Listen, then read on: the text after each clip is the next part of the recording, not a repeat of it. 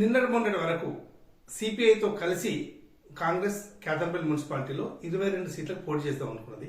22 సీట్లలో 6, 7, 8 సిపిఐ అడిగితే 3, 4 ఇస్తాం అన్న బేరం కాడికి వెళ్ళి చివరికి నామినేషన్ రోజు మధ్యాహ్నం 2 గంటల వరకు కూడా ఏమిస్తామో ఏమివో తేల్చకుండా నానబెట్టి లోకల్ నాయకులు లేకపోతే మంత్రి గారు తెలియదు కానీ మొత్తానికి పొత్తు లేకుండా చేసుకున్నారు.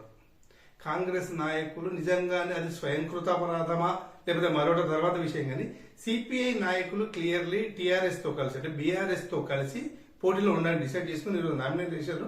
సరే ఏదేమైనా కూడా సిపిఐతో కలిసి బీఆర్ఎస్ కేతన్పల్లిలో గెలుస్తుందా గెలవదా పక్కకు పెడితే కాంగ్రెస్ తాము ఖచ్చితంగా గెలుస్తాము చైర్మన్ అటు చెన్నూరు ఇటు కేతన్పల్లి గెలుస్తామని చెప్పి ధీమాతోని ఓవర్లుక్ చేసి సిపిఐని పోగొట్టుకున్నట్టు అనిపిస్తుంది. సరే ఈ క్రమంలో సిపిఐ గురించి కూడా ఒక మాట మాట్లాడుకోవాలి. కేతన్పల్లి మందమరి మండలం సిపిఐ కంచుకోట. ఒక 30-40 సంవత్సరాల నుంచి సిపిఐకి ఇట్లా నిలబడితే ఓట్లు, పోటీ చేస్తే ఓట్లు, సర్పంచ్, ఎంపీపీ, ఇవన్నీ కూడా గెలిచిన క్రమంలో ఈ రోజు ఆ పార్టీ నాయకులు ఈ రోజు వరకు కూడా అంటే నామినేషన్లకి వెయ్యాలి అనేటప్పటికి చివరి నిమిషం వరకు కూడా పొత్తుకు ఎందుకు దేవరిల్లుందో అర్థమైతలేదు. చాలా మంది మాట్లాడిన ఈ విషయమై సిపిఐ ఏంది ఇంతగానం ఒక దశలో అడుక్కున్నట్టు చేస్తున్నది, ఎందుకు ఒంటరి పోటీ చేస్తే గెలవదని. అది సిపిఐ నాయకులకి ఎరక. ఎందుకంటే వాళ్ళు రాష్ట్ర స్థాయిలో ఉన్న పరిస్థితిని బట్టి లేకపోతే జిల్లా స్థాయిలో ఉన్న పరిస్థితిని బట్టి అగ్రనాయకులు చర్చిస్తూ ఉంటారు. ఒక్క మున్సిపాలిటీకి సంబంధించి అయ్యి ఉండకపోవచ్చు. బట్ కేతన్పల్లి అనేది ప్రత్యేకంగా ఎందుకు చెప్పుకుంటున్నామంటే చాలా సంవత్సరాల పాటు సుదీర్ఘంగా పరిపాలించిన గ్రామ పంచాయతీ ఇది, సుదీర్ఘంగా పరిపాలించిన మండలం ఇది. కాబట్టి బాధతో అంటున్న విషయం చాలా మంది ప్రజలు కూడా ఈ విషయం ఆలోచిస్తున్నారు. సరే ఇక వీళ్ళు సిపిఐ సంగతి పక్కకు పెడితే బీఆర్ఎస్ చాలా ప్లాన్డ్ గా కేతన్పల్లిని కైవసం చేసుకునేందుకు 6, 7 ఇస్తామని చెప్పి అనుకున్నది.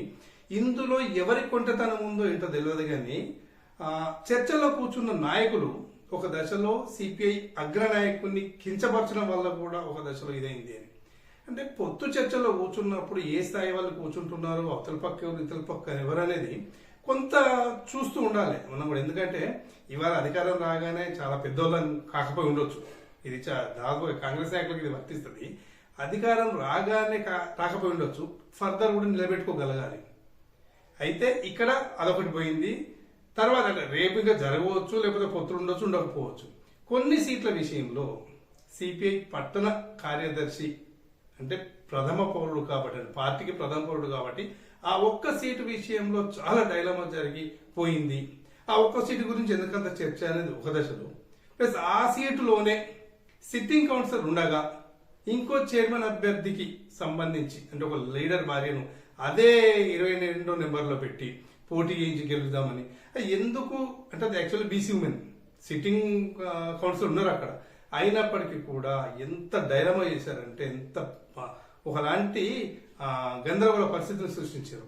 మధ్యాహ్నం వరకు కూడా అభ్యర్థులంతా నిజం చెప్పాలంటే నాయకులు చెలగాటమాడినారు. అభ్యర్థులతోని నాయకులు చెలగాటమాడినరు. ఎందుకంటున్నామంటే చెప్పాలేదో ఒకటి ఉంటేది పోతుంది. బీపీ లేచి షుగర్లతో ఎంత ఆగమైపోయారంటే నీళ్ళ బాటలు పట్టుకొని ఆగం తిరిగారు. ఏం ఉంటుందా ఉండదా వీళ్ళకి కూడా కావాల్సింది. ఎందుకంటే అదేదో లేకపోతే చచ్చిపోతాం అన్నంత అభ్యర్థులు ఏదైపోయారు. వస్తే వస్తుంది, గెలిస్తే లేకపోతే లేదు. నిన్న మొన్నటిదాకా ఏమన్నారు, అస్సలు మేము పోటీ చేయం, మాకు ఆ కష్టం ఈ కష్టం అన్నారు. ఇప్పుడు ఇజ్జత్గా సవాల్, మా ప్రెస్టేజ్ పోద్దన్నా, అందరు మమ్మల్ని అడుగుతారన్నా, కంపల్సరీ చేయాలన్నా ఇది వాళ్ళకి అట్లా చేయాలని మనం ఇట్లా చేయాలి. ఏదేమైనా కూడా పోటీలాగానే తీసుకోండి. ఒకవేళ ఇదైతే మాత్రం ఏదైనా కూడా కాన్షియస్ స్థాయిలో ఉంటే సిట్టింగ్ వాళ్ళకి న్యాయం చేయాలనే కోరిక అందరిలో ఉంది. మరీ తప్పనిసరి పరిస్థితుల్లో మార్చాల్సి వస్తే కంపల్సరీ చేసి ఉండవచ్చు, పట్ల వేరే విషయం. ఇంకొకటి ఏంటంటే జనరల్ కు కేటాయించిన అభ్యర్థుల్లో జనరల్ కాక ఇతర వాళ్ళకి ఇచ్చేసి అందులో నుంచి కూడా మహిళలు నిలబెట్టి కేవలం ఏంటి చైర్మన్ గిరి కోసమే ఇప్పటికే 10-15 మంది 2-3 పార్టీలు కలిపి చైర్మన్ పోటీలో ఉంటారు. ఏం చేసుడు, ఎట్లా చేసుడు, ఏం చేద్దాం నాయకులకు అర్థమైతే లేక లాస్ట్కి ఏమైందంటే సరే స్క్రూటిన్ అయ్యేంత వరకు ఎవరైతే రంగంలో ఉంటారో అప్పుడు వాళ్ళని చూసి బీఫామ్ ఇద్దాం. అప్పటి వరకు ఏమీ లేదు, మీరు ఇట్నే ఉండండి, వాళ్ళు ఇట్నే ఉంటారు అంటున్నారు. ఏదేమైనా కూడా చూస్తూనే ఉండండి డిఎస్పీ మీడియా.